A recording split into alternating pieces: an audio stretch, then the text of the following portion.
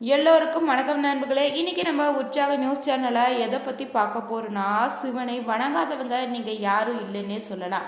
அப்படிப்பட்ட சிவனுடைய அம்சமாக சொல்லக்கூடிய விபூதியை ஏன் 3 கோடுகள் இட்டு வழிபடுறாங்க? சிவனுடைய விபூதியின் மகிமை என்னன்னு தெரியுமாங்க? இந்த 3 கோடுனுடைய ரகசியம் என்னன்னு தெரிஞ்சுக்கணுமா? இந்த வீடியோவை ஸ்கிப் பண்ணாமல் பாருங்கள். இந்த வீடியோ உங்களுக்கு பயனுள்ள தகவல்கள் நிறைந்ததாக இருக்கும். அதனால் கடைசி வரைக்குமே பாருங்கள். முதல் முறையாக நீங்கள் உற்சாக நியூஸ் சேனலை பார்க்குறீங்களா இருந்தீங்கன்னா சேனலோடைய பெல் பட்டனை கிளிக் பண்ணி சேனலை சப்ஸ்கிரைப் பண்ணிக்கோங்க. லைக் பண்ணுங்கள், ஷேர் பண்ணுங்கள், கமெண்ட் பண்ணுங்கள்.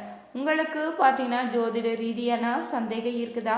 ஜோதிடத்தில் ஒரு தெளிவான பதிவையும் பரிகாரத்தையும் பெற்றுக்கொள்ள வீடியோவில் டிஸ்கிரிப்ஷனில் கொடுத்துருக்க நம்பருக்கு கால் பண்ணி தெரிஞ்சுக்கோங்க நண்பர்கள். வீடியோக்குள்ளே போகலாம். சிவனை வழிபடுவாங்க. முதல்ல சிவன் கோவிலில் எப்படி வழிபடணும்னு தெரியணுமாங்க. அதனை தொடர்ந்து சிவனுடைய விபூதியினுடைய மகிமை என்னன்னு நம்ம தெரிஞ்சுக்கலாங்க. சிவனுடைய அருளை பெறுவதற்கு 5 வழிமுறைகள் இருக்குதாங்க.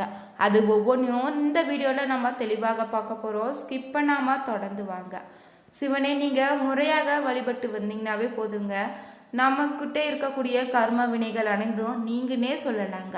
தீய கர்மாக்களை இருந்து விடுபட நீங்கள் சிவனை வழிபடுவது ஒரே வழிங்க. சிவபெருமானை நீங்கள் சில குறிப்பிட்ட முறைகளை வழிபட்டு வந்தீங்கன்னாவே எளிதில் நீங்கள் சிவபெருமானுடைய அருளை பெற முடியுமாங்க. அது என்ன என்பதை இந்த வீடியோவில் நம்ம பார்க்க போகிறோம். சிவ வழிபாட்டிற்கு ஈடுபடும் போது பார்த்தீங்கன்னா சிவனுடைய அருள் மட்டும் இல்லைங்க, நமக்குள்ளேயே நம்ம சிவனை உணர முடியுமாங்க. வழிபாட்டிற்கு முதலாவதாக பார்த்தீங்கன்னா மந்திர ஜபதாங்க. பக்தி செய்வதும் முழுவதுமாக நம்ம சரணாகதி அடைவது தாங்க சிவனுடைய அருளை நமக்கு பரிபூரணமாக பெற்றுத்தருன்னே சொல்லலாங்க.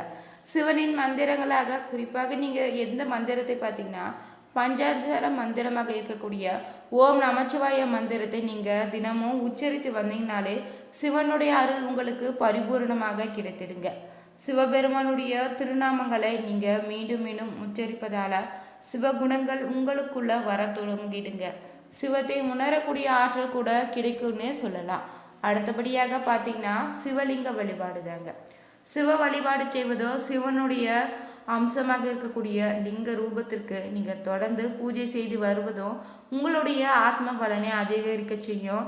லிங்கத்திற்கு பார்த்தீங்கன்னா நீங்கள் பால், தயிர்னு, தேன், தண்ணீர், சந்தனம் கொண்டு அபிஷேகம் செய்வதோ மலர்களை படைத்து பூஜை செய்து வழிபடுவதோ சிவனுடைய மனதை குளிர செய்யுங்க. சிவனுடைய அருளையும் பெற்று தருன்னே சொல்லலாம்.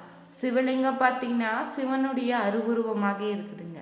சிவனை அபிஷேகம் செய்து வழிபட்டு வருவதன் மூலம் சிவனுக்கு மிகவும் நெருக்கமானவர்களாக நீங்கள் மாறிவிடுவீங்க. சிவனை அருளை பெறுவதற்கான மிக சிறந்த வழிபாடு தான் ருத்ராபிஷேகம் சொல்லலாம். இதனை வழிபடுவதால் பார்த்தீங்கன்னா காதல், திருமணம், மகிழ்ச்சி, செல்வம், சக்தி, ஞானம் போன்றவற்றுக்கு விளங்கக்கூடிய சிவபெருமானுடைய அருள் உங்களுக்கு பரிபூரணமாக கிடைத்திடுங்க. எளிதில் மனமகிழ்ந்து பக்தர்களுக்கு அருள் செய்யக்கூடியவர் தாங்க இந்த சிவபெருமானே. இந்த சிவபெருமானுடைய அருளை பெறுவதற்கு நீங்கள் தொடர்ந்து ருத்ராபிஷேகம் செய்து வழிபட்டு வாங்க. சிவனை பார்த்தீங்கன்னா அபிஷேக பிரியன்னு சொல்லி நீங்கள் கேள்விப்பட்டிருப்பீங்க. பலவிதமான பொருட்களால் நீங்கள் அபிஷேகம் செய்து சிவனை வழிபடுவது ஒரு நல்ல பலனை பெற்றுத்தருங்க. சிவனுக்கு விருப்பமான பொருட்கள் என்னன்னு தெரியுமாங்க? அது என்னன்னா பால், தேன், மஞ்சள், சுத்தமான தண்ணீர் கொண்டு நீங்கள் அபிஷேகம் செய்து வந்தாவே வில்வத்தால் அர்ச்சனை செய்வதும் சிவனுடைய அருளை உங்களுக்கு பரிபூரணமாக பெற்றுத்தருங்க. கங்கை நீரால் நீங்கள் சிவனுக்கு அபிஷேகம் செய்து வருவது சிறப்பான பலன்களை ஏற்படுத்தி தருங்க. சிவன் பார்த்தீங்கன்னா சொரூபமாக சொல்லப்படுவதால் சைவர்கள் சிவ பக்தர்களாக நெற்றியில் திருநீர் இல்லைன்னா விபூதி பூசிக்கொள்கிறாங்க. இதை நீங்கள் பார்த்துருப்பீங்கள. விபூதி எப்போதும் அவங்க பார்த்தீங்கன்னா 3 கிலோமீட்ட கோடுகளாக தான் சிவபக்தர்கள் காலம் காலமாக பூசி வராங்க. அப்படி அணிவதற்கு பின்னால் ஆழமான காரணமும் இருப்பதாக சொல்லப்படுதுங்க. நீங்களும் சிவபக்தர் என்றால் கண்டிப்பாக இதற்கான காரணம் என்னன்னு தெரிஞ்சுக்கணும். சிவ அடையாளங்களில் ஒன்றாக தான் நம்ம விபூதி சொல்வோம். சிவபக்தர்களோ சைவர்களுமே கிடைமட்ட கோடுகளை அணிவது வழக்கமாக வச்சுருக்காங்களா? 3 என்ற எண்ணிக்கையில் கோடுகள் இருப்பதற்கு என்ன காரணம்னு உங்களுக்கு தெரியுமாங்க? சிவனுடைய பக்தர்கள் பார்த்திங்கன்னா விபூதி அணியும் போது 3 கிடைமட்ட கோடுகளுக்கு திரிபூரண்டம்னு சொல்கிறாங்க. சைவம் சார்ந்த சாஸ்திரங்களாக பார்த்தீங்கன்னா பஸ்ம ஜபால உபநிடதம்னு பிரகஜபால உபநிடதமும் காலக்னி ருத்ர உபநிடதம் இந்த பழக்கத்தை பற்றி குறிப்பிட்டிருக்குதுங்க. இந்த பழக்கம் பார்த்தீங்கன்னா சைவ அகமங்களில் சொல்லப்பட்டிருக்குதா. மனித உடல் உள்ளிட்ட அனைத்து பொருட்களும் பார்த்தீங்கன்னா ஒரு நாள் சாம்பலாக மாறும் என்பதை நினைவூட்டும் விதமாக தான் திருநீர் பூசுகிறாங்களாம். வாழ்க்கையில் உண்மையான குறிக்கோள் பார்த்தீங்கன்னா ஆன்மீகத்தை நோக்கி இருக்கணும்னு இந்த கோடு உணர்த்துதுங்க. விபூதியை நீங்கள் உடலை பூசும்போது சிவ மந்திரங்களை உச்சரிக்கப்படுதில்ல.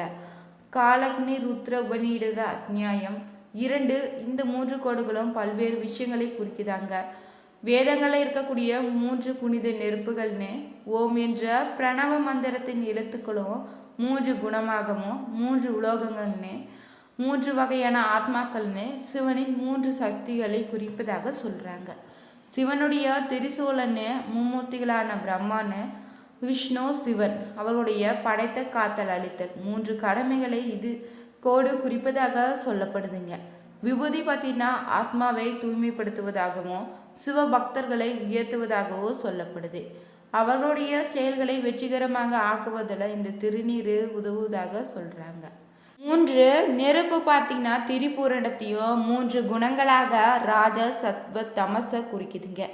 3 உலோகங்களாக பார்த்தீங்கன்னா பூலோகம் பூமின்னு பூவர்லோகம்னு சொல்லப்படுது. பூமிக்கும் சொர்க்கத்துக்கு இடைப்பட்ட வாணி மண்டலம் சுவர்லோகம் பார்த்தீங்கன்னா சொர்க்கமாக சொல்லுவாங்க. 3 வகையான ஆத்மாக்களாக வெளி உடல் உள் ஆத்மா உயர்ந்த ஆத்மான்னு சொல்லப்படுதுங்க. சிவனுக்குரிய 3 விதமான சக்திகள் பார்த்தீங்கன்னா இச்சா சக்தி விருப்பம்னும் ஞான சக்தி அறிவையும் கிரியாசக்தி செயலையும் குறிக்குதுங்க. இந்த 3 சக்திகளுமே சேர்ந்துதான் சிவனுடைய முழுமையான ஆற்றலையும் சக்திகளையும் திரிபுரண்டத்தை குறிப்பதாக சொல்லப்படுது. வேறு சில சைவ நூல்களில் திரிபுரண்டம் வேறு சில விஷயங்களை குறிப்பதாகவும் சொல்வாங்க. சிவனுடைய திரிசூலமும் பிரம்மா விஷ்ணு சிவன் மும்மூர்த்திகளுடைய வேலைகளான படைத்தல் காத்தல் அளித்தலை குறிப்பதாகவும் தோளில் ஒட்டி கொள்ளக்கூடிய ஒவ்வொரு சாம்பல் துகளும் பார்த்தீங்கன்னா ஒரு சிவலிங்கமாக கருதப்பட வேண்டும்னு சொல்லப்பட்டிருக்குது. விபூதி ஆத்மாவை சுத்தப்படுத்துதுன்னு சிவபக்தர்களை உயர்த்துவதாக சொல்லப்படுது. மேலும் அவர்களுடைய செயல்களை வெற்றிகரமாக ஆக்குவதாக சிவ மகாபுராணத்தில் சொல்லப்பட்டிருக்கு. நீங்கள் சிவலிங்கத்தை வழிபடுவதாக இருந்தால் எப்படி வழிபடணும் தெரியணுமாங்க. இந்த வழிபாட்டை பின்பற்றி வழிபட்டாலே உங்கள் வீட்டில் மகிழ்ச்சியும் செல்வமும் பெருக தொடங்கிடும். சிவபெருமான் பார்த்தீங்கன்னா இந்து மதத்தில் மிகவும் வணங்கக்கூடிய தெய்வமாக இருக்கிறாருல்ல. சிவனுக்கு உருவ வழிபாடு கிடையாதுல்ல. சிவன் கோவில்களில் சிவலிங்க வடிவில் காட்சியளிப்பார். சில கோவில்களை மட்டும் பார்த்தீங்கன்னா சிவனை மனித உருவில் நீங்கள் வழிபட முடியும். சிவலிங்கத்திற்கு வாரம் ஒரு முறை நீங்கள் அபிஷேகம் செய்யணுங்க. சிவலிங்கத்தை உலர வைக்காதீங்க. அபிஷேகத்தின் போது கடையில் இருக்கக்கூடிய பாலை வாங்கி அபிஷேகம் செய்யாதீங்க. பசும்பாலால் மட்டுமே அபிஷேகம் செய்திடுங்க. அபிஷேகம் செய்து சிவலிங்கத்திற்கு மஞ்சள் பூசிடாதீங்க. சிவலிங்கம் இருக்கக்கூடிய இடத்தை அடிக்கடி மாற்றாதீங்க. சிவலிங்கத்தை நீங்கள் கங்கை நீர் போன்ற புனித தீர்த்தங்களை ஊற்றி அபிஷேகம் செய்யலாங்க. சிவலிங்கத்துக்கு அருகே நீங்கள் பார்வதி மற்றும் விநாயகர் சிலைகளை வைத்து வழிபடலாம். சிவலிங்கத்தை நீங்கள் துளசி வைத்து வழிபட வேண்டாம். வில்வத்தை மட்டும் பயன்படுத்தி பூஜை செய்துக்கோங்க. சிவ வழிபாட்டிற்கு பார்த்தீங்கன்னா மிகுந்த உகந்த கிழமைதான் இந்த திங்கக்கிழமைன்னு சொல்லுவான். சோமவார விரதத்தை நீங்கள் மேற்கொண்டு வந்தாலே உங்கள் வாழ்க்கையில் அனைத்து வித கஷ்டமும் நீங்கிடுங்க. சிவனை நீங்கள் வழிபடலாங்க. 16 திங்கக்கிழமைகளை தொடர்ந்து சிவபார்வதியை நினைத்து நீங்கள் விரதம் இருந்து வணங்கி வந்தீங்கன்னா உங்களுக்கு இருக்கக்கூடிய மன கஷ்டங்கள் நீங்கி மனதில் நிம்மதி உண்டாகுங்க. இந்த வீடியோவில் நம்ம சிவனை வழிபடுவதற்கான வழிமுறைகள் என்னென்னு தெரிஞ்சுக்கொண்டுங்க. அது மட்டும் இல்லைங்க, சிவபக்தர்கள் ஏன் 3 கோடு விபூதி பூசுகிறாங்கன்னு தெரிஞ்சுக்கொண்டோம். இந்த வீடியோ உங்களுக்கு பயனுள்ள தகவல்கள் நிறைந்ததாக இருக்கும்னு நினைக்கிறோம். மேலும் நீங்கள் சிவனுடைய அருளை பெறுவதற்கு திங்கட்கிழமை தோறும் பிரதோஷ நேரத்தில் சிவன் கோவில்களுக்கு சென்று வழிபடுவதும் சிறப்பான பலன்களை ஏற்படுத்தி தருங்க. மேலும் பார்த்தீங்கன்னா சிவனுக்கு உரிய வில்வ இலை கொண்டு அர்ச்சனை செய்வதும் ஒரு நல்ல விதமான முன்னேற்றத்தை ஏற்படுத்தி தருங்க. இது போன்ற சுவாரஸ்யமான பதிவுகளுக்கு மறக்காமல் நம்ம உற்சாக நியூஸ் சேனலை சப்ஸ்கிரைப் பண்ணிக்கோங்க. லைக் பண்ணுங்கள், ஷேர் பண்ணுங்கள், கமெண்ட் பண்ணுங்கள். மறக்காமல் நம்ம கமெண்ட் பாக்ஸ்லேயும் ஓம் நமச்சிவாய போற்றி, ஓம் நமச்சிவாய போற்றி, ஓம் நமச்சிவாய போற்றி என 3 முறை பதிவிடுங்க நண்பர்களே. அனைவருக்கும் நன்றி.